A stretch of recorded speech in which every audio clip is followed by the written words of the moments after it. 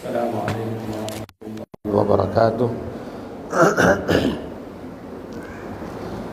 الحمد لله رب العالمين، والصلاة والسلام على أشرف الأنبياء والمرسلين سيدنا ونبينا محمد وعلى آله وأصحابه أجمعين، أما بعد، فيقول الله تبارك وتعالى: أعوذ بالله من الشيطان الرجيم، بسم الله الرحمن الرحيم. يا أيها الذين آمنوا قوا أنفسكم وأهليكم نارا وقودها الناس والحجارة عليها ملائكة غلاظ شداد لا يعصون الله ما أمرهم ويفعلون ما يؤمرون. وقال الله سبحانه وتعالى: عسى ربه إن طلقكن أن يبدله أزواجا خيرا منكن مسلمات مؤمنات قانتات تائبات عابدات سائحات ثيبات وأبكارا. وقال الله سبحانه وتعالى: إنما يخشى الله من عباده العلماء إن الله عزيز غفور. صدق الله العظيم. وقال رسول الله صلى الله عليه وسلم: الدنيا كلها متاع وخير متاعها المرأة الصالحة. وقال عليه الصلاة والسلام أيضا: ما تركت بعدي فتنة أضر على الرجال من النساء. رواه البخاري. وقال صلى الله عليه وسلم: المرأة إذا صلت خمسها وصامت شهرها وأطاعت لربها وأدت حق زوجها وحصنت فرجها يقال لها ادخلي الجنة من أي أبوابها شئت، أو كما قال عليه الصلاة والسلام. رواه الحاكم في مستدركه. இந்த சிறப்பான மஜ்லிஸுக்கு தலைமை தாங்கிக் கொண்டிருக்கக்கூடிய காத்தாங்குடி ஜமியத்துல் உலமா அந்த கிளையின் கௌரவ தலைவர் அவர்களே, ஏனைய அந்த ஜம்இய்யாவின் முக்கிய உறுப்பினர்களே, இங்கு சமூகம் தந்திருக்கக்கூடிய இலங்கையின் மூத்த ஆலிம்களில் ஒருவரும் பேருவலை ஜாமியா நவீமியாவின் முதல்வருமான ஷேக் அகார் ஹதரத் அவர்களே, இங்கு வந்திருக்கக்கூடிய ஆலிமாக்களே, அல்லாஹு சுப்ஹானஹு வ தஆலா உங்கள் அனைவர்களது வருகையையும் கபூல் செய்வானாக, ஏற்றுக்கொள்வானாக. இப்படியான சபைகளில் வந்து கலந்து கொள்பவர்களுக்கு எந்த உயர்ந்த பாக்கியங்களை அல்லாஹ் துனியாவிலும் ஆஹிராவிலும் வழங்க இருக்கிறானோ அந்த பாக்கியங்கள் அனைத்தையும் எங்கள் அனைவர்களுக்கும் தந்தருள்வானாக. அல்லாஹுடைய நல்லடியார்களே, இங்கே நீங்கள் வந்திருக்கிறீங்க ஆலிமாக்கள் அல்லது மௌலவியாக்கள் வந்திருக்கிறீங்க. மௌலவி என்பதை அகராதியில் எடுத்து பார்த்தீங்கன்னா அதுக்குரிய கருத்து வரும். அதுக்குரிய பொருள் என்ன கொடுத்திருக்கிறாங்கண்டா, அஸ்ஸாஹித், உலக பற்றற்ற தன்மையோடு வாழக்கூடியவர், ஆகிரத்தை மறுமையை குறிக்கோளாக எடுத்து மறுமையை தன்னை கண்ணுக்கு முன்னால் வச்சு வாழக்கூடியவர்களை மௌலவி என்று அழைப்பாங்க. அதே சொல்ல, அதே பட்டத்தை அல்லது அதே ஒரு சிஃபத்தை நீங்களும் சுமந்து நிற்கிறீங்க. உங்களுக்கு அல்லாஹு சுப்ஹானஹு வ தஆலா இந்த சமூகத்தில் ஒரு தனியான மரியாதையை, கௌரவத்தை தந்திருக்கிறான். எதனால் அந்த மரியாதை கௌரவம் என்றா, நீங்கள் அல்லாஹ்வுடைய ரசூலுடைய அந்த பொக்கிஷங்களிலிருந்து வந்த இல்மை உங்களோட நெஞ்சங்களில் சுமந்திருக்கிறீங்க. உங்களோட கல்வியில் இருக்கக்கூடிய, உங்களோட சிந்தனையில் இருக்கக்கூடிய அறிவு சாதாரண இடத்திலிருந்து உருவாக்கப்பட்டதல்ல. ரப்புல் இஸ்ஸத் அல்லாஹ் ஜல்ல ஜலாலுஹுடைய ஒரு உயர்ந்த சிஃபத்திலிருந்து வந்தது. நீங்கள் பாருங்கள், ஆலிம் என்று சொல்லேலும் ஆலிமான்னு சொல்லேலும் இதனுடைய மூலச்சொல் அல் இல்ம் என்ற அந்த மஸ்தரில் இருந்து மூலச்சொல்லில் இருந்து வருகிறது.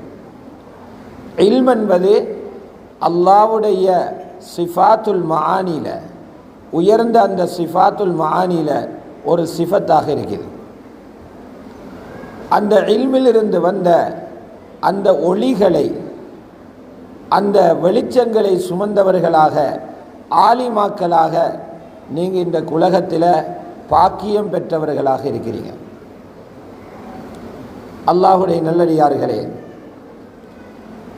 சொல்லக்கூடிய விஷயங்களை கொஞ்ச நேரம் பேச போகிறோம். கொஞ்சம் ஒதுக்கி வேலைகள் எல்லாம் விட்டுட்டு வந்திருக்கிறீங்க.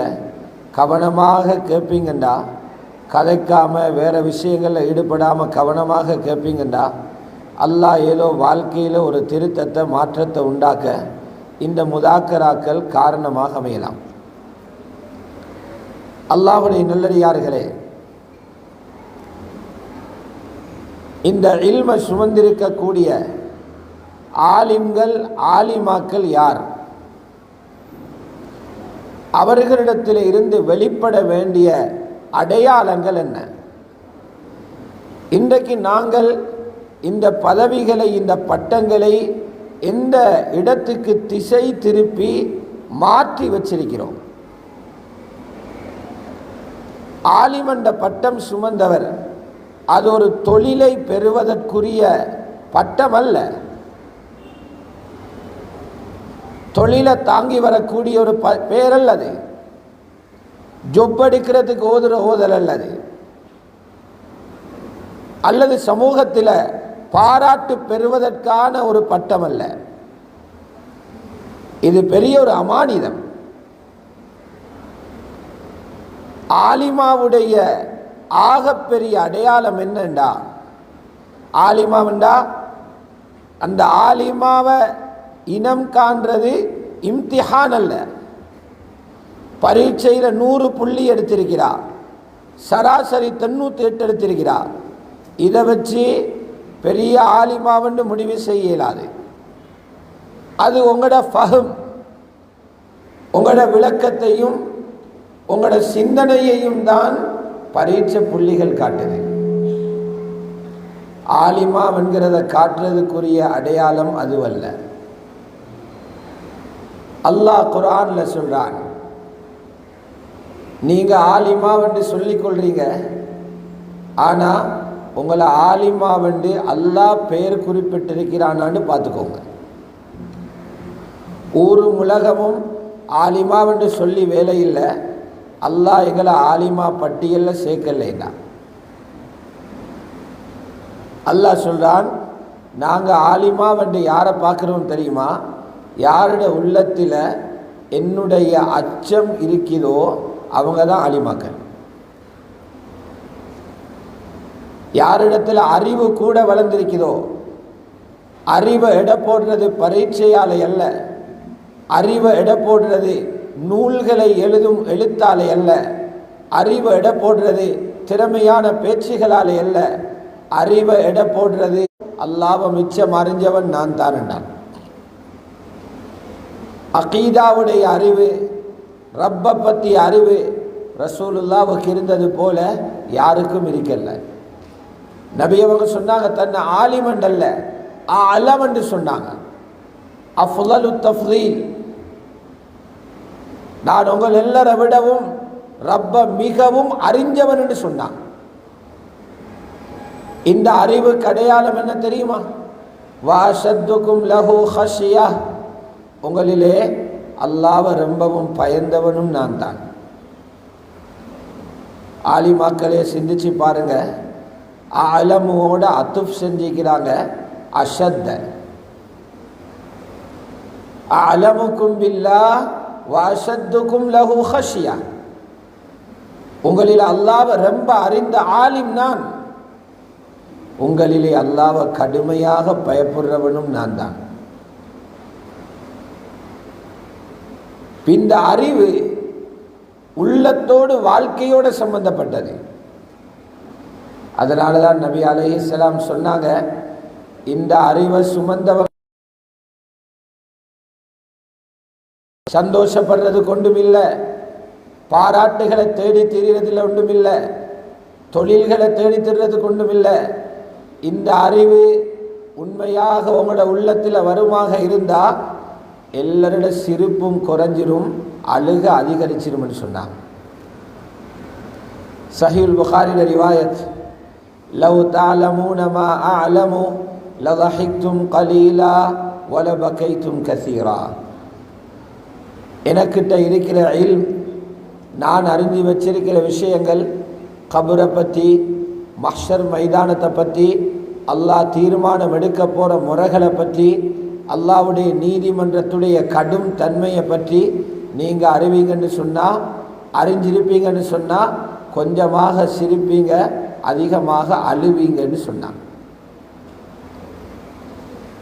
இன்றைக்கு எங்களுக்கு இல்மு கிடைச்ச பிறகு சிரிப்பு இல்லையா கூட வருது, பெருமை இல்லையா எதிர்பார்க்குறோம். இந்த இல்மை உலமாக்களுக்கு சொத்தாக தந்துட்டு போன ரசூலுல்லாஹ் அவங்க விரும்பினாங்க, இந்த அறிவு வந்தால் அழுக அதிகரிக்கணும். அழுக ஏன் வரணும்? அல்லாஹ்வுடைய பயத்தால். இன்னொரு ரிவாயத்தில் இருக்குது, ஹதீஸில் இருக்குது, நீங்கள் வீடுகளில் சந்தோஷமாக சாப்பிட்டு கொண்டு உறங்கி கொண்டு இருக்க மாட்டீங்க, காடுகளுக்கு ஓடிடுவீங்க, எனக்கிட்ட இருக்கிற இல்மு உங்களுக்கு வந்துச்சுன்னா. ரசூலுல்லாஹ் வீட்ட மட்டுமல்ல, அவங்களால் உருவாக்கப்பட்ட பெண் ஆலிமாக்களும் இருந்தாங்க அந்த ஜமானில். இப்போ ஆலிம்களும் ஆலிமாக்களும் இருக்கிறது போல நபீட காலத்தில் சஹாபா பெண்களில் ஆலிமாக்கள் உருவாக்கப்பட்டிருந்தாங்க. இப்னுல் கய்யிம் ரஹ்மஹுல்லாஹ் இஅலாமுல் முவக்கிஈன்ல எழுதும்போது குறிப்பிடுறாங்க, சஹாபாக்கள்ல 132 பேர் இருந்தாங்க ஃபத்வா கொடுக்கிறவங்க. நல்லா கவனத்தில் எடுங்க, 132 சஹாபாக்கள் ஃபத்வா கொடுக்கிற தரத்தில் ஃபிக்ஹில திறமைசாலிகளாக இருந்தாங்க. ஆச்சரியம் என்ன தெரியுமா? 2 பேர்கள் பெண்கள். அந்தியாக்கள் பல்கலைக்கழகங்கள் இருக்கல்ல, பட்டங்கள் தாளுகளில் எழுதி கொடுக்கப்படல. ரசூலுல்லாவுடைய மனைவிமார்கள் ரசூலுல்லாவுடைய அந்த அறைகளில், அந்த ரூம்களில் இருந்து, நபியிடத்தில் இருந்து படிச்சு கொண்ட இல்முதான் அவங்களை அறிவாளியாக ஆகிச்சு. ஹதரத் ஆயிஷாவை எடுத்து பாருங்க, இந்த உலகத்தில் ஹதரத் ஆயிஷா வீட்டிருந்த அறிவை பெற்றிருக்க மாட்டாங்க.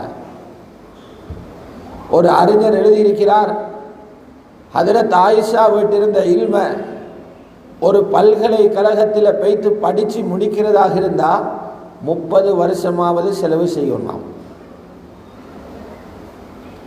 ஹதரத் ஆயிஷா ரலியல்லாஹு அன்ஹா மானது அஹ்காமோட சட்டங்களோடு சம்பந்தப்பட்ட ஹதீஸுகள், இந்த ஹதீஸுகளை துல்லியமாக திறமையாக மனனம் செய்து அந்த ஹதீஸுகளை உம்மத்துக்கு அவ்வளோ திறமை காட்டினாங்க. ஃபிக்ஹில மிகப்பெரிய ஒரு பெண்ணாக இருந்தாங்க. எந்த அளவுக்கு வந்திருக்குதுண்டா, இமாம் ஸஹபி ரஹ்மத்துல்லாஹி அலைஹி சொல்றாங்க, இமாம் ஸஹபியை கேள்விப்பட்டிருப்போம், சிறந்த முஅர்ரிக், சியரு அலாமின் நுபலா, தாரீகுல் இஸ்லாம், அல் காஷிஃப் போன்ற நூல்களை எழுதினார். நாங்கள் இஸ்லாத்துக்கு வெளியில உள்ளவங்களோட திறமைகளை பார்த்து அவங்கள போல அவங்கள பின்னாலங்களுக்கு போயிடாத, பின்னால போக சொல்லில்ல, அவங்களோட ஆற்றல்களை திறமைகளை பார்த்து எங்களுக்கு சொல்லப்பட்டுச்சு, ரசூலுல்லாவை போல போங்க. ரசூலுல்லாவுடைய சஹாபாக்களை போல போங்க. ஆலிமாக்கள், மௌலவியாக்கள் நீங்க எடுங்க. உம்மஹாத்துல் முஃமினீன், முழு மூமின்களுடைய உம்மமார், தாய்மாரான சஹாபா பெண்களை எடுங்க. அதில் ஒரு விசேடமானவங்க ஹஜ்ரத் ஆயிஷா அவர்களுடைய வரலாறு வரி வரியாக படிங்க. அது போல இந்த வாழ்க்கை இருக்கிறான்னு ஒப்பிட்டு பாருங்க. உம்மத்தில பெரிய மௌலவியா அவங்க, உம்மத்தில் இருந்த பெரிய ஆலிமா அவங்க, உம்மத்தில் இருந்த சிறந்த ஃபகீஹா அவங்க. இவங்கட இறை அச்சத்தை பற்றி நீங்க பார்த்தீங்கன்னா, ஹஜ்ரத் ஆயிஷா வீட்டு இருந்த இல்மு வளர வளர அல்லாஹ்வுடைய பயம் வரும் இல்லையா? ஹஷியத்துல்லா வர வேணுமே. அல்லாஹ்வோட பயம் வாரது தானே அறிவு வளர்த்ததுக்குரிய அடையாளம். ஹஜ்ரத் ஆயிஷாவுடைய பயத்தை நீங்க பார்த்திருப்பீங்க. புகாரி ஷரீஃப்ல இருந்தாங்க. மாணவர்களும் அப்துல்லாஹ் இப்னு ஜுபைரும் ரொம்ப முயற்சி செஞ்சு, அப்படி அல்ல, ஒரு முஸ்லிமோட 3 நாளைக்கு மேலாக கலக்காம இருக்க முடியாது. அந்த நிலைமையில மரணம் வந்தா நேரடியாக நரகம் போக வேண்டி வரும் என்ற ஹதீஸை சொல்லி காட்டின நேரம் ஹஜ்ரத் ஆயிஷா ஒத்துக்கொண்டு அப்துல்லாஹ் இப்னு ஜுபைரோட பேசினாங்க. நாங்கள் எல்லாம் படிச்சிருப்போம், சத்தியம் செய்துட்டு முறிச்சினா, சத்தியம் செய்துவிட்டு அதை முறிக்க வேண்டிய கட்டம் வந்தா கஃபாரா கொடுக்கணும். கஃபாரத்துல் யமீன் இருக்குது, கஃபாரா கொடுக்கணும். ஹஜ்ரத் ஆயிஷா ரலியல்லாஹு அன்ஹா என்ன கஃபாரா கொடுத்தாங்க தெரியுமா? சிறந்த கஃபாராவை கொடுத்தாங்க. அடிமையுண்ட உரிமை விட்டாங்க. எங்களுக்கு இருக்கிற அல்லாஹ்வோட பயம் என்ன தெரியுமா சொல்லும்? கஃபாரா கொடுத்துட்டோம் தானே, இப்ப எங்கட பொறுப்பு முடிஞ்சு, நாங்க இப்ப சுத்தம், அடுத்த பாவத்துக்கு நாங்க ரெடி. புகாரியில் அந்த ரிவாயத் இருக்குது. அடிமையை உரிமை விட்டதோட நிறுத்தல்ல,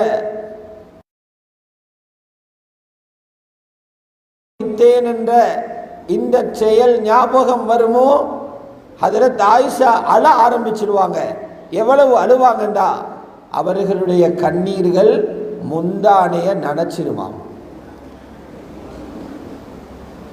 பல்லத் துமூஹா ஹிமாரஹா ஹதீஸ்ல இருக்குது. கண்ணீர்கள் அவர்களுடைய முந்தானைய நனைச்சிடும். நினைவு வார நேரம் எல்லாம் அழுவாங்க. ஹலால் ஹராம அதிகம் அறிஞ்சவர் என்று ரசூலுல்லாவுடைய நாவினால சொல்லப்பட்ட முஆத் இப்னு ஜபல் என்ற முஃப்தி சாவுக்கு சொல்றாங்க, எங்கிருந்தாலும் அல்லாஹ்வை பயந்துக்கோங்கண்டா. அவங்கள வழிகெடுத்தினா ஒரு சமூகத்தையே வழிகெடுத்திடலாம். அவங்கள தலாலத்தில தள்ளினா ஒரு ஊரையே தலாலத்தில தள்ளலாம். ரொம்ப கவனமாக இருக்கணும். மக்களுக்கு மிகவும் தேவையான ஒரு விஷயம், மக்களோட புலங்குங்க. ஆண்கள் ஆண்களோட புலங்குங்க, பெண்கள் பெண்களோட புலங்குங்க. எப்ப அறந்து போய்த்திரும். மிக அருமையான புத்திய நபி ஸல்லல்லாஹு அலைஹி வஸல்லம் சொல்லி தந்தாங்க. ஆலிமாக்களே, நீங்க சாதாரண ஆட்கள் அல்ல. உங்களோட கெட்டித்தனத்தை பார்த்து அல்லாஹ் கூலித்தாரல்ல. நீங்க ஒவ்வொருத்தரும் சிறந்தவங்க. உங்களுக்கு தரப்பட்டிருக்குது குர்ஆன் ஹதீஸுடைய இல்ம். இதை சுமந்தவங்க யாரும் கியாமத்தில் வீணா போக மாட்டாங்க. இங்க இருக்கிற எந்த ஆலிமாவும் கலிமாவோட மௌத்தாக கிடைச்சா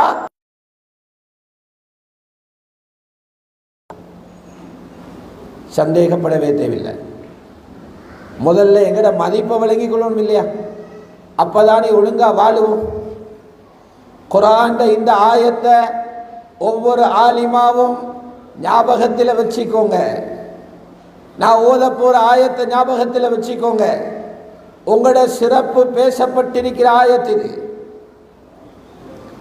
ஒரு மனிதனுக்கு குர்ஆனுடைய இல்ம ஒரு மனிதனுக்கு ரப்பு கொடுக்கிறான்டா, குர்ஆனை பாடமாக்க கொடுக்கிறான், குர்ஆனுடைய தஃப்சீரை கொடுக்கிறான், குர்ஆனை விளங்குகிற அறிவை கொடுக்கிறான், குர்ஆனின் பிரகாரம் அமல் செய்ய சந்தர்ப்பம் கொடுக்கிறான் என்ற விளங்குங்க. அல்லாஹ் உங்களை செலக்ட் பண்ணிட்டான். அல்லாஹு அக்பர். யூனிவர்சிட்டிக்கு செலக்ட் ஆகிற மாதிரி எழுதி அது யாரோ 4 பேர் சேர்ந்து முடிவெடுத்திப்பான். பாராளுமன்றத்துக்கு தெரிவாகிறது போல இல்லை, படைச்ச ரப்பு தெரிவு செஞ்சிட்டான். சும்மா அவுரஸ்னல் கிதாப் ஆயத்து சொல்லு, எங்கட அடியாறுகள்ல யாரை நாங்கள் தேர்ந்தெடுத்தோமோ அவர் அனந்திரமாக ஆக்கினோம். சுபஹானல்லாஹ். குர்ஆன் எங்கட நெஞ்சில தந்துட்டான். குர்ஆனுடைய இல்ம் அந்த வெளிச்சத்தை எங்கட உள்ளத்தில போட்டுட்டான். குர்ஆனுடைய உலூம்களை கல்விகளை தந்துட்டான் என்றா ரப்பு என்னை தெரிவு செய்துட்டான், செலக்டட் நான். சும்மா அவுரஸ்னல் கிதாப் அல்லதீன ஸ்தஃபைனா மின் இபாதினா. பின்னால் அல்லாஹு தாலா தீனுடைய குர்ஆனுடைய அறிவை எடுத்தவங்களை 3 குழுவாக பிரிக்கிறான். இங்க வந்திருக்கிற 500 பேர்லையும் இந்த 3 குரூப்பும் இருக்கிறது. ஒரு கூட்டத்தை பார்த்து சொல்றான், ஃபமின்ஹும் ஸாலிமுன் லினஃப்ஸிஹி, ஓதி முடிஞ்ச பிறகு தனக்கு தானே அநியாயம் செஞ்சு கொண்டவங்க. தஃப்சீருல் குர்துபியில் இருக்குது. அவங்க யாரெண்டா சில ஃபர்லுகளை செய்வாங்க, சில ஃபர்லுகளை விட்டுடுவாங்க, சில ஹராத்தை தவிர்த்து கொள்வாங்க, சில ஹராத்தில் ஈடுபடுவாங்க.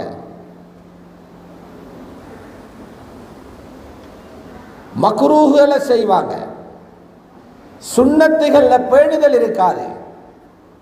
லாலிமுல் லினஃப்ஸிஹி, தனக்கு தானே அநியாயம் செய்கிற கூட்டம். அல்லாஹ் பாதுகாக்கணும். நிறைய பேர் அப்படித்தான் ஈப்பாங்களாங்க. கையில் குர்ஆன் இருக்குது, வாழ்க்கையில் குர்ஆன் இல்லை. குர்ஆனை படிச்சிருக்கிறார் என்ற ஷாஹித் வீட்டு சுவரில் தொங்குது, வாழ்க்கையில் குர்ஆன் புறக்கணிக்கப்படுது. அல்லாஹ் சொல்றான், தனக்குத்தானே அநியாயம் செஞ்சு கொண்டவங்க. 2வது ஒரு கூட்டம் இருப்பாங்க, வமின்ஹும் முக்தஸித், நடுத்தரமாக வாழ்கிறவங்க. தஃப்சீர் எழுதுகிறாங்க, இவங்க ஃபர்லுகளை விடவும் மாட்டாங்க, ஹராத்தை செய்யவும் மாட்டாங்க, ஃபர்லெல்லாம் செஞ்சிப்பாங்க, ஹராமெல்லாம் விட்டிருப்பாங்க. ஆனால் சுன்னத்துகளையும் மக்ரூஹுகளையும் முன்பின்னாயிக்கும். 3வது கூட்டம் சொல்றான், இப்படி ஆட்களை பிறக்கி தட்டித்தான் எடுக்கணும். வமின்ஹும் சாபிகும் பில் கைராத், நலவுகளை எடுத்துக்கொண்டு முந்தி கொண்டு போறாக்கள். நம்பர் 1 குரூப் அவங்க தான். ஃபர்லையும் விட்டிருக்க மாட்டாங்க, ஹராத்தை செஞ்சிருக்க மாட்டாங்க, செஞ்சாலும் முறையான தௌபா செஞ்சிருப்பாங்க. சுன்னத்துகள்ல பேணுதல், மக்ரூஹண்டா ஹராம் மாதிரி பார்த்து விடுவாங்க. இப்படி பேணுதல் மிக்கவங்க. ஆனால் அந்த இடத்தை அடைகிறதுக்கு அல்லாஹ்விட பெரிய அருள் ஒன்று சொல்றான். ذَلِكَ هُوَ الْفَضْلُ الْكَبِيرُ, அது பெரிய பாக்கியம் என்றான். PhD முடிக்கிறத ஃபதுலுல் கபீர்னு சொல்லல. ஆனால் உலகத்தின் தேவையான செஞ்சு கொள்ள வேண்டியதான். ஓதின இல்மின் படி ஹராத்தை விட்டு வாஜிப செஞ்சு மக்ரூஹாத்துகளை தவிர்த்து சுன்னத்துகளை பேன்றவர்களை சொல்றான். அப்படி பேணுதலாக ஒரு ஆலிமாவுக்கு குர்ஆன் கொடுக்கப்பட்டவருக்கு வாழையிலும் என்றா ذَلِكَ هُوَ الْفَضْلُ الْكَبِيرُ என்று குர்ஆனை ஏலான் செய்து பெரியோரு பாக்கியமானது. ஆனால் சந்தோஷப்பட வேண்டிய விஷயம் என்ன தெரியுமா? இந்த 3 கூட்டத்தையும் முதலாவது கூட்டம் இருக்கிறாங்களே, முதலாவது கூட்டம் இவங்களுக்கு அல்லாஹ் சின்ன சின்ன தண்டனைகளை கொடுத்து கியாமத்தில் மன்னிப்பானான். 2வது கூட்டம் அவங்கள லேசா விசாரணை செய்வான், ஹிசாப யசீரா. 3வது கூட்டம் கேள்வி கணக்கே இல்லையாம் அவங்களுக்கு. கடைசியில இந்த சகல ஆலிமாக்களும் அதினண்ட சொர்க்கத்துக்கு போவாங்க. ஜன்னாத்து அத்னி யதுகுலூனஹா, அதினண்ட சொர்க்கத்தில் நுழைவாங்க. அல்லாமா ஷின்கீதி ரஹ்மத்துல்லாஹி அலைஹி தஃப்சீரு அல்வாஇல் பயான்ல எழுதுறாங்க, இந்த ஆயத்தில் யதுகுலூனஹான்னு பன்மையாக சொல்லிக்கிறாங்க. அவங்க எல்லாரும் நுழைவாங்க. அந்த பன்மையை காட்டக்கூடிய எழுத்து தான் ஜம்உடைய வாவு. அந்த வாவோட யதுகுலூன மட்டும் வர இல்லைன்னா அந்த 3 கூட்டத்திலையும் ஒரு கூட்டம் தான் சொர்க்கம் போகும்னு விலங்கெடுத்திப்போம். யதுகுலூன என்று பன்மையாக சொன்னதால தான் எங்களுக்கு புரியுது இந்த குர்ஆன் கொடுக்கப்பட்ட அவ்வளவு பேர் சொர்க்கம் போவாங்க. இந்த வாவு இருக்குதே தங்க நீரினால எழுதப்படுமாம். வாவுன் துக்தபு பிமாஇ ஸஹப், பொன்னீரால் எழுதப்பட வேண்டிய வாவுகளையும் ஆலிமாக்களையும் அவன் சொன்னது போல அதினண்ட சொர்க்கத்துக்கு அனுப்புவானாக. அல்லாஹ்வுடைய நல்லடியார்களே, இவ்வளவு பெரிய பாரி ஒரு பொறுப்பென்று சுமந்து கொண்டு வந்திருக்கிறீங்க. ஆலிமாக்கள் எங்கிருந்து யோசனை பண்ணுங்க. நீங்க ஓதினீங்க, ஓதினதுக்கு பின்னால நீங்க என்ன செஞ்சிக்கிறீங்க? இன்றைக்கு நிறைய பேருடைய தலையில் ஒரு குழப்பம் இருக்குது. ஓதினா எங்களுக்கு ஜொப் ஒன்று தேவை. பெண்கள் ஜொப் தேடவே தேவையில்லை, ஆண்களில் புறத்தால் அவங்களோட தேவைகள் நிறைவேறுதுண்டா. ஆண்கள் தான் தொழில் செஞ்சு பெண்களை காப்பாற்றணும். ஆண்களால் முறையான ஏற்பாடுகள் ஆகுதில்லை என்றால் தான் ஷரியத்து சொல்லுது முறையாக நீங்க ஒழுக்கமாக தொழிலுக்கு போங்க. இன்னைக்கு குர்ஆன் ஹதீஸ படிச்ச பெண்கள தலையிலே வருகிறது, ஓதினா நாங்க ஏதோ ஒரு தொழில் ஒன்று செய்யணும். நான்டா சொல்றேன், அப்படி அவசியமே இல்லை, அவசியமே இல்லை. உங்களில் 3 வகையான ஆட்கள் இருப்பாங்க. சிலவங்க இருப்பாங்க பாடத்தில் நல்ல மகாரத்துள்ள திறமையாக இருந்தவங்க. அந்த பொறுப்பு என்ன தெரியுமா? நீங்க வாழக்கூடிய வீட்டில் சாலிஹான மனிதர்கள் சமைகிறதுக்குரிய சூழலை உருவாக்குங்க. வெளியில போக போறது இத பாடத்தில் முட்டை எடுக்கிற 0 எடுக்கிற புள்ளைக்கும் இதை செய்யணும். ஒவ்வொரு பாடத்திலையும் 10 புள்ளிகள் தான் எடுக்கிறான்.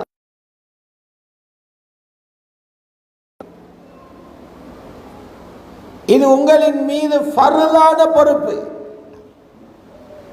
நீங்க மதரசாவுல போய் ஓதி கொடுக்கிறது ஃபர்லு கிஃபாயா, எல்லாரும் ஓதி கொடுக்கணும் இல்லை.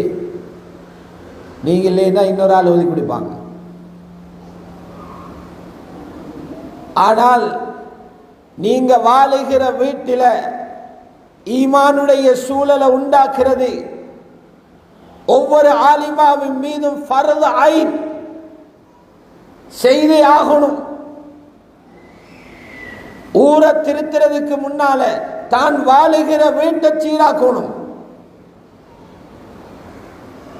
அல்லாஹ் ரப்பல் இஸ்ஸத் குர்ஆனில் இந்த பொறுப்பை எப்படி சொல்றான்னு பாருங்க. ஷரியத்தில் எப்பவும் தன்னை மறந்து அடுத்தவர்களுக்கு பணி செய்கிறத ஷரியத் உற்சாகப்படுத்துறல்ல, அது தீனிலேயும் தான் துனியாலேயும் தான்.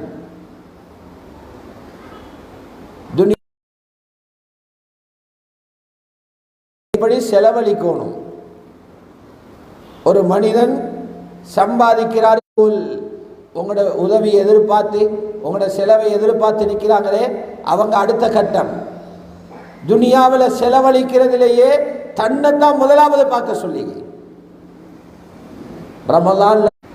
இது போல அல்லாஹ் சுப்ஹானஹு வ தஆலா குர்ஆன்ல முஃமினான ஆண்கள் பெண்கள் அனைவர்களையும் விழித்து பேசுகிறான், அனைவர்களையும் பார்த்து பேசுகிறான். யா அய்யுஹல்லதீன ஆமனூ யா யுஹன் நாஸ்ன்னு சொல்லல. யாரை பார்த்து பேசுகிறான்? ஈமான் உள்ளவர்களேன்னு பேசுகிறான். ஈமான் உள்ளவர்களே, உங்களோட முதலாவது கடமை என்ன? பொதுவாக எல்லா மூமின்களையும் பேசுகிறான். அப்ப ஆலிமாக்கள் இதுல எவ்வளவு பெரிய வகைபாகம் இருக்குது. ஈமான் உள்ளவர்களே, கூ அன்ஃபுஸக்கும், முதல்ல நீங்க நரகத்திலிருந்து பாதுகாக்கிறது முதலாவது கடமை. நீங்க பாதுகாத்துக்கோ. ஆரம்பிக்கிறதுல 3 பேர்ல ஒருத்தர் குர்ஆன ஓதி குர்ஆனின் படி செயற்பட்ட ஒரு ஆலிம், காரி. முன்பின் ஆச்சுன்னா பிடிச்சிருவான் எங்கேயோ. தயாரான்னு பாருங்க. யாருக்குமே மௌத்தர திகதி தெரியா, அறிஞ்சு கொள்ள வழிகளும் இல்லை. தயாராக இருங்கன்னு தான் சொல்லப்பட்டிருக்குது. நேரம் வந்தா போகவே எவனும் சொல்லப்பட்டிருக்குது.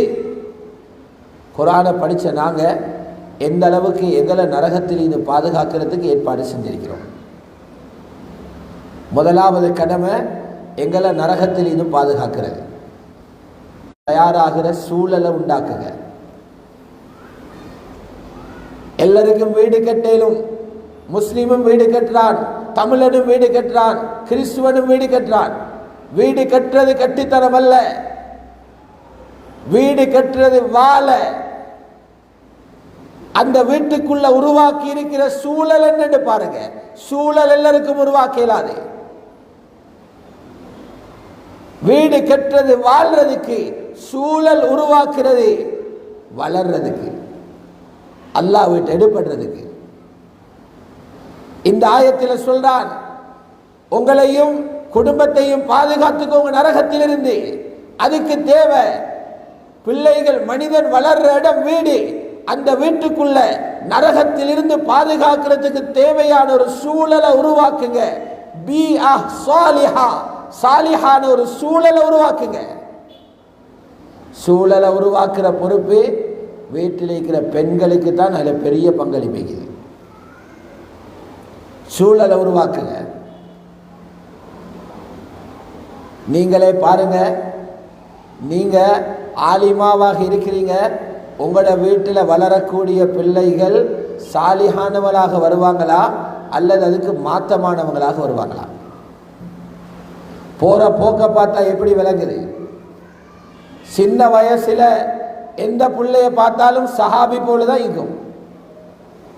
உம்மா நினைக்கிறா என் மகன் அபூபக்கர் ரலியல்லாஹு மாதிரி வந்துடுவான், ஷாஃபிமா மாதிரி வந்துடுவான், என் மகள் ஃபாத்திமா நாயகியை போல வந்துடுவான், என் மகள் ஹஜரத் ஆயிஷாவை போல வந்துடுவா. உம்மா நினைக்கிறா 15 வயசு ஆகணும், அப்பதான் அவங்களோட உண்மையான கலர் விளங்கும். அபூ பக்கராக போறாரா அபூ ஜஹலாக போறாரா? 15 வயசு ஆகணும். எத்தனையோ உம்மமார் கையை கடிச்சு கொள்றாங்க, தனிமையில் இருந்து அழுது மனநோயாளியாக இருக்கிறாங்க, தற்கொலை செய்யறதுக்கு கூட உம்மமாறு பேத்திருக்கிறாங்க. பிள்ளை எதிர்பார்த்தது எப்படியோ வந்திருக்குது வேற எப்படியோ. 15 வயசு வரைக்கும் உங்களுக்கு பயந்து அவன் அடக்கி கொண்டிருந்திருக்கிறான். 15 வயசுக்கு பின்னால அவங்க சுயமாக தீர்மானம் எடுக்க ஆரம்பிக்கிறாங்க. இப்பதான் தாய்க்கும் தந்தைக்கும் விளங்குது எங்கட சூழல் பிழை என்று. நீங்க விளங்குங்க, ஒரு நாட்டில தொழிற்சாலைகள் உருவாகிறதுனால அந்த நாட்டில் உள்ள பொருளாதாரம் வளம் பெறுகிறதா, அந்த நாட்டில் உள்ள சிறந்த மனிதர்களை உருவாக்கும் தொழிற்சாலைகள், அந்த நாட்டில் இருக்கக்கூடிய வீட்டு சூழல்கள். பாங்கு சொல்றாங்க மீதியாரி.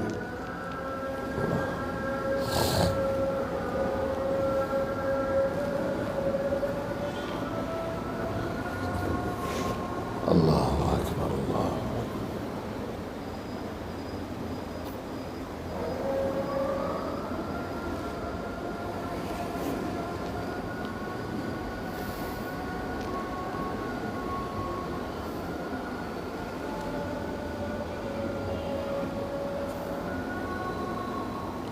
அல்லாஹ் அக்பர் அல்லாஹ்.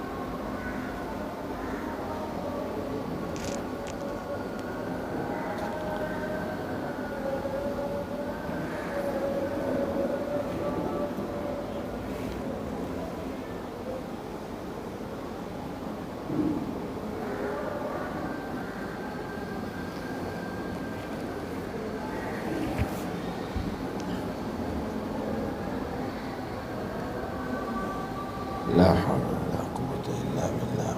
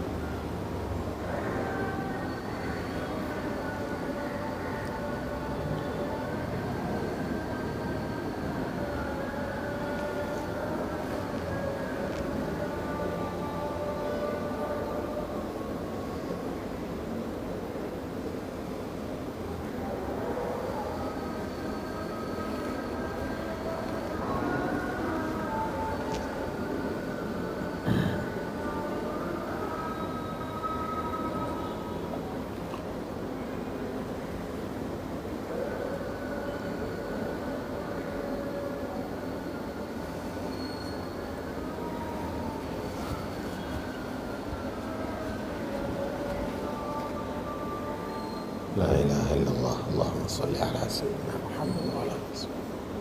الصلاة القائمة آت محمدا الوسيلة والفضيلة وبعثه مقاما محمودا. ஆகவே ஆலிமாக்களே,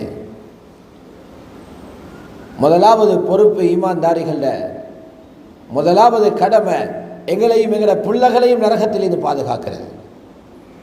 அதுக்கு தேவை உங்களோட வீடு மாளிகை போல இருக்கட்டும் பிரச்சனை இல்லை, அல்லது ஒரு குடிசையாக இருக்கட்டும் பிரச்சனை இல்லை.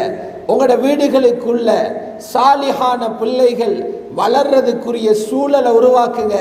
அதில் 90% பொறுப்பு இந்த தாய்மார்கள்ட்ட இருக்கு. இதை சும்மா இருக்கிற பெண்களை தெரியாது, அவங்களுக்கு குர்ஆனும் தெரியா ஹதீஸும் தெரியா. நீங்க தானே படிச்சிருக்கிறீங்க சூரத்துன் நிசாவை, நீங்க தானே படிச்சிருக்கிறீங்க பெண்களுடைய அஹ்காமுள்ள சூரத்துன் நூர, நீங்க தானே படிச்சிருக்கிறீங்க உலகத்தில் சிறந்த குடும்ப சூழலை உருவாக்கின உம்மஹாத்துல் முஃமினீன்களுக்கு இறக்கப்பட்ட ஆயத்துகள் உள்ள சூரத்துல் அஹ்ஸாப. அப்ப நீங்க தானே சிறந்த சூழலை இந்த 1000 ஆலிமாக்களும் 1000 குடும்பங்களும் இந்த காத்தான்குடியில சாலிஹான சூழலை உருவாக்கி எங்கட வீட்டில் இருந்து சொர்க்கவாதிகளான சிறந்த பிள்ளைகளை உருவாக்கி தாரோம் என்று முன்வந்தா முழு நாட்டுக்கும் முன்மாதிரியாகும். இப்ப விளங்கிக்கோங்க, உலகத்தில் 1000 டிசைன்ல ஊடு கட்டையிலும் இன்ஜினியர்கிட்ட போனா புதிய புதிய டிசைன்ல வீடு கட்டி தருவாரு.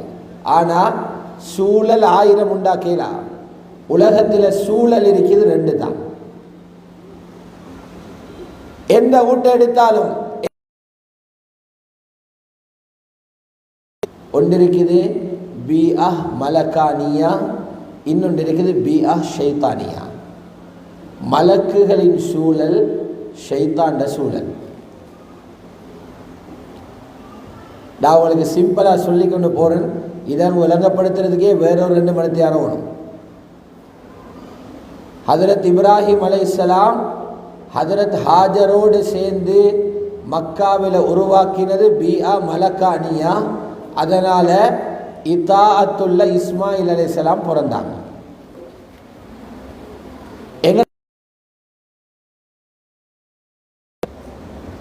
நூஹ் அலைஹிஸ்ஸலாம் உலகத்தை வந்த ஒரு பெரிய தாய், 950 வருஷம் தாவத்தில் ஈடுபட்டவர்.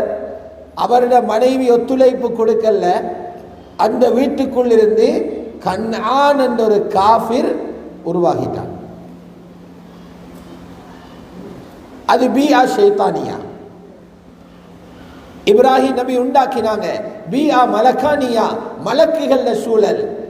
அல்லாஹ் அறுக்க சொன்னா கழுத்தை கொடுக்கிறதுக்கும் தயாரான இஸ்மாயில் அலைஹிஸ்ஸலாம் இதாஅத்துள்ள புள்ள தயாராகிச்சு. நூஹ் நபியோட மனைவி ஒத்துழைப்பு கொடுக்கல. அதோட விளைவு அந்த பெண்ணிட்ட இருந்த இனாத், பிடிவாதத்தோட அந்த பிள்ளையும் வளர்ந்துச்சு. களத்தை அறுக்க வர சொல்லல, ஒன்னு அதாபில் இருந்து பாதுகாக்க கப்பல்ல ஏறு என்று சொன்னா வாப்பவோட வாக்குவாதம் பண்ற மகன் உருவாகிட்டான். இது 2ஐயும் பார்த்து பயந்துக்கோங்க. ஏண்ட வீடு எப்படிங்கிறது.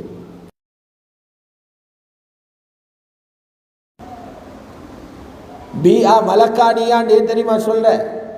அந்த வீட்டில் உள்ள பெண் அமல்களை கொண்டு அந்த நாளை நிரப்பா. மலக்குகள சூழல் உள்ள வீடு. அது எத்தனை மணிக்கு ஃபங்க்ஷன் ஆகுது, ஸ்டார்ட் ஆகுதுன்னு பார்த்தீங்கன்னா அவங்களோட வீடுகள் தஹஜ்ஜுதிலிருந்து இயங்க ஆரம்பிக்கும். தொலையிலுமானவங்க தஹஜ்ஜுத் தொழுவாங்க, ஏலாதவங்க தஹஜ்ஜுத்தில் எழுப்பி இஸ்திக்ஃபார் அளிப்பாங்க, துவாவளிப்பாங்க. இன்றைக்கு பாருங்க எத்தனை வீட்டில் தஹஜ்ஜுத் தொழுதாங்க. மலக்குகள சூழலை உருவாக்குற தாய்மார்கள் வீட்டை இயக்குவாங்க தஹஜ்ஜுதால. இதனால தான் சஹீஹான ஹதீஸ்ல வந்திருக்குது, ஒரு வீட்டில் மனைவி உற்சாகத்தோட தஹஜ்ஜுத் எழுப்புறா, உது செய்து தஹஜ்ஜுத் தொழுதுட்டு கணவரையும் தஹஜ்ஜுத் எழுப்புறா. ரசூலுல்லாஹ் என்ன சொன்னாங்க? மக்கள் எல்லாம் பயத்தோட இருக்கிற மஹ்ஷர் மைதானத்தில் இந்த பெண்ணை அல்லாஹ் பசுமையாக்கி வைப்பானாங்க. துவா கேட்டாங்களா இல்லையா? தஹஜ்ஜுத்துக்கு எழுப்பி கணவனை தொலை வைக்கிறதுக்கு இந்த கூலி என்ன? ஏன் இந்த கூலி தெரியுமா? அந்த வீடு சாலிஹான சொர்க்கபுரியாக வரப்போகுது. தஹஜ்ஜுத்துக்கு எழுப்பி தஹஜ்ஜுத் தொழுது தஹஜ்ஜுதில் துவா கேட்டு தஹஜ்ஜுதில் இஸ்திக்ஃபார் செய்து தஹஜ்ஜுதில் குர்ஆனை பார்த்து ஓதி இந்த 4 அமலையும் செஞ்சா இந்த அமலை கொண்டு போறதுக்கு மலக்குகள் வருவாங்க. அந்த வீட்டில் சுன்னத்து தொழுகைகள். ஒரு முஃமின் ஒரு நாளைக்கு குறைஞ்சபட்சம் 50 ரக்காத்து தொழுவான். மூமின் வீட்டில் 50 ரக்காத்து தொழணும். கணக்கு பாருங்க. ஃபர்து தொழுகையே 17 ரக்காத்து இருக்குது. ஃபஜர் 2, லுஹரை மஸ்ரிப் சேர்த்துனா 10, மக்ரிப் இஷா 17 ரக்காத்து. சுன்னத்து தொழுகைகள் இருக்குது 22 ரக்காத்துகள் 39. நடுத்தரமாக தஹஜ்ஜுத் 4 ரக்காத்து தொழுங்க 43. லுஹா தொழுக 4 ரக்காத்து தொழுங்க 47. வித்ரு தொழுக 3 ரக்காத்து தொழுங்க 50 ரக்காத்துகள். எந்த வீட்டில் தொழுகிறாங்க? இந்த 50 ரக்காத்தையும் வானத்துக்கு கொண்டு போறதுக்கு மலக்குகள் வருவாங்க. உம்மா தொழணுமே, அப்பதானே அந்த வீடு சமையும்.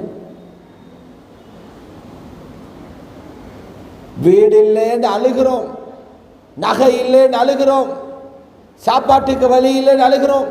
ரசூலுல்லாஹ் சொல்றாங்க, சுபஹர முந்தின சுன்னத்து தொழுங்க 2 ரக்காத். புகாரில ரிவாயத், துனியா கிடைக்கிறத விட சிறந்தது. ரகாத்தல் ஃபஜ்ரி கைரும் மினத் துன்யா வமா ஃபீஹா. எங்க போச்சு? அல்லாஹ்வுடைய நல்லடியார்களே, நான் உங்களுக்கு சுபஹுடைய அமலை மட்டும் சொல்றேன். ஹதீஸ்ல படிச்சிருக்கிறது, வாழ்க்கையில இல்லை. எழும்பின உடனே ரசூலுல்லாஹ்வுடைய சுன்னத்து என்னன்னு பாருங்க. படிச்சிருக்கிறோம், நாங்க செயற்படுத்தி காட்டினா தான் எங்கட மகள் அதுக்கு பின்னால வருவா, எங்கட மகள் அதுக்கு பின்னால வருவாங்க, என் கணவருக்கு உற்சாகம் வரும். ரசூலுல்லாஹ்வுடைய காலத்தில் இருந்த 7 வயது பிள்ளைக்கு இருந்த உற்சாகம் இன்றைய குர்ஆன் ஹதீஸை படித்த எங்கள்கிட்ட இல்லாமல் இருக்கிறது. வெக்கமாகி அப்துல்லாஹ் இப்னு அப்பாஸ் ரலியல்லாஹு அன்ஹுமா 7 வயசு புள்ள சாட்சியிட வீட்டுக்கு போகிறாரு. யார் சாட்சி? ரசூலுல்லாஹ் கடைசியாக திருமணம் செஞ்ச மனைவி மைமூனா ரலியல்லாஹு வீட்டுக்கு. முஸ்லிம்ல ஒரு பேஜுக்கு இருக்குது அவருடைய ஹதீஸ், மபீத்து இப்னு அப்பாஸ் ஃபி பைத்தி மைமூனா. ஹதரத் மைமூனாட வீட்டில் இப்னு அப்பாஸுடைய இரவு என்று. 7 வயசு புள்ள எப்போ போறார்? சாட்சியிட வீட்டில் ரசூலுல்லாஹ் நிற்கிற நாளை பார்த்து போறாங்க. எந்த நாளும் நிற்க மாட்டாங்களே, வாரத்தில் ஒரு நாள். ஏன் வந்தீங்க மகன் என்று கேட்டா, விளையாட்ட வந்தேன். சாட்சி நல்ல ஒரு சுவையான உணவு செஞ்சிருக்கிறார், அதை டேஸ்ட் பண்ண வந்தேன்னு சொல்லலை, ரசூலுல்லாவோட தஹஜ்ஜுதை பார்க்க வந்தேன் சாட்சி என்றார். நாங்கள் தேடி பார்த்து இந்த சோசுகளை கொடுத்திக்கிறோமா எங்கள் பிள்ளைகளுக்கு? அப்படி கொடுத்தா தானே நாங்கள் முரப்பியாக்க. இந்த பெண்கள் எல்லாம் ஆலிமாக்கள் முரப்பியாகாட்டி தர்பியா கொடுக்காட்டி வேற யாரு வந்து கொடுக்க போறாங்க? ராவு முழுக்க முழிச்சிருந்து நபியை பார்த்து கொண்டே இருக்கிறார்கள். சொல்லாரு ரசூலுல்லாஹ் நடுநிசி வரைக்கும் தூங்கினாங்க. அதில் கொஞ்ச நேரம் கழிச்சு எழும்பினாங்க. எழும்பின உடனே கையால் கைகளை தடவி 2 கண்களையும் தடவி கண்ணில் உள்ள தூக்கத்தை அனுப்பினாங்க. அங்கமங்கமாக பார்க்கிறாரு. ரசூலுல்லாஹ் தூக்கத்தில் இருந்து எழுப்பினொன்ன ஓதுற துஆவை ஓதினாங்க. அல்ஹம்துலில்லாஹில்லதி ஆஃபானி ஃபி ஜஸதி வரத்த அலைய ரூஹி வஅதின லி பிதிக்ரிஹி அல்ஹம்துலில்லாஹில்லதி அஹ்யானா பஅதமா அமாதனா வ இலைஹின் நுஷூர். நிறைய இருக்குது இன்னும். இன்ன ஃபீ ஹல்கி ஸமாவாதி வல் அர்த். ஆலி இம்ரானுடைய கடைசி ஆயின ஓதினாங்க. தண்ணி ரெடியாக இருந்துச்சு, பையில தொங்கிக் கொண்டிருந்தது. தண்ணி எடுத்துக்கொண்டு போய்த்து ரசூலுல்லாஹி ஸல்லல்லாஹு அலைஹி வஸல்லம் பூர்த்தியா வுது செஞ்சு கொண்டு வந்து தக்பீர் கட்டினாங்க. எங்களுக்கு கிடைக்கிற புள்ளகளை மட்டுமில்ல, தர்பியா. உலமாக்கள் எழுதுறாங்க, பொருத்தமில்லாத இபாதத்தில் உற்சாகம் குறைஞ்ச கணவர் இருந்தா அவருக்கும் தர்பியத்துக்கு வரும். சின்ன புள்ள தர்பியா செய்யறதுக்கு தேவைப்பட்டது போல எங்கட இல்மிலிருந்து சில வீடுகளில் கணவன்மார்களும் தேவைப்பட்டிருக்கிறாங்க. இன்றைக்கு எங்கட பெண்களில் ஹாலாத் என்னடா கவலையாயிருக்குது. படித்த இல்ம குர்பான் பண்ணுறாங்க கணவனுக்காக. அல்லாவோட கட்டளைகளை படிச்சிருக்கிறா, அதை மீறினா வரக்கூடிய தண்டனைகளை படிச்சிருக்கிறா. ஒரு கணவனோட அபூ ஜஹல்ட மருமகள் பல இன்னல்களை பல கஷ்டங்களை தாங்கி கொண்டு போய்த்து நான் ரசூலுல்லாஹ் அனஸ் ரலியல்லாஹு அன்ஹு உம்மு சுலைம திருமணம் பேசுகிறார். அபூ தல்ஹா பெரிய செல்வந்தர், பணத்து பின்னால போவல்லவ. அபூ தல்ஹாவு சொன்னாரு, நான் முஸ்லிம், நீ காலையில ஃபஜ்ருக்கு பிறகு அந்த காட்சிகளை சொன்னாங்க. சஹீஹுல் புகாரியில கிதாபு தஅபீர் கனவு விளக்கம் என்ற பாடத்தில் கடைசி ஹதீஸ் என்ன எழுதுறாங்க? அதில் ஒரு காட்சி காண்றாங்க. ஒரு மலக்கு பெரிய ஒரு தலை சீராகுது, திரும்ப வந்து போட்டு தலையை உடைக்கிறார். ரசூலுல்லாஹ் கேட்டாங்க, என்ன கொடுமை இது, ஏன் இவரை இப்படி பண்றீங்க? மலக்குகள் சொன்னாங்க, இவருக்கு குர்ஆன் கொடுக்கப்பட்டிருந்துச்சு, தீனை படிச்சிருந்தாங்க, ஆனால் அது ஒரு புறமாக வச்சுட்டு அவங்களோட இஷ்டப்படி வாழ்ந்தவங்க. அந்த ஆலிமு கொடுக்குற தண்டனை தான் இதன்னாங்க. புகாரியில் கிதாபு தஅபீர் இந்த ஹதீஸ் இருக்குது. எங்களை உங்கள் எல்லாருக்கும் பயமான ஒரு செய்தி இது. ஆகவே ஆலிமாக்களே, வெளியில் உள்ள சேவைகளையும் செய்யுங்க. அதை பற்றியும் பேசப்பட்டிருக்குது. அது ஃபர்லு கிஃபாயா. குர்ஆனை நீங்கள் பிள்ளைகளை படித்து கொடுக்குறீங்க, அது அமானிதம். அதை விட ஃபர்லு ஐன், உங்களையும் உங்களோட கணவரையும் பிள்ளையும் நரகத்திலிருந்து பாதுகாக்கிறது. இது கூ என்ற அம்ருடைய வார்த்தையை பாவிச்சுக்கிறான். அம்ரு பெரும்பாலான இடத்துல ஈஜாபுக்கு வரும். வகா யகி விகாயா, அதனுடைய அம்ரு கி, அதில் ஜம்மு தான். கூ அன்ஃபுஸக்கும், அம்ரு ஹாதிருடைய வார்த்தை, உங்களை நரக நெருப்பிலிருந்து பாதுகாருங்க என்று அம்ரு ஈஜாப், கட்டாய உத்தரவை எல்லாம் பிறப்பிச்சிருக்கிறான். இந்த ஆயத் நினைவில் நின்று கொண்டே இருக்கும். ஆகவே அல்லாஹு சுப்ஹானஹு வ தஆலா இந்த உலமா சபையினுடைய நல்ல முயற்சியை கபூல் செய்வானாக. எல்லா ஆலிமாக்களிடமிருந்து முழுமையான பிரயோசனத்தை அவர்களுக்கும் அவர்களது குடும்பங்களுக்கும் சமூகத்துக்கும் கொடுத்து வலாலாத்துகளையும் பாவங்களையும் சமூகத்திலிருந்து முற்று முழுதாக நீக்கி சாலிஹானவர்களை உருவாக்க அல்லாஹ் இவர்கள் அனைவர்களையும் சபபாக ஆக்குவானாக. அல்ஹம்துலில்லாஹி ரப்பில் ஆலமீன். அல்லாஹும்ம ஸல்லி அலா சய்யிதினா முஹம்மத் وعلى آل سيدنا محمد وبارك وسلم عليه. اللهم اغفر لنا ذنوبنا وخطايانا كلها. اللهم آت نفوسنا تقواها وزكها أنت خير من زكاها، أنت وليها ومولاها.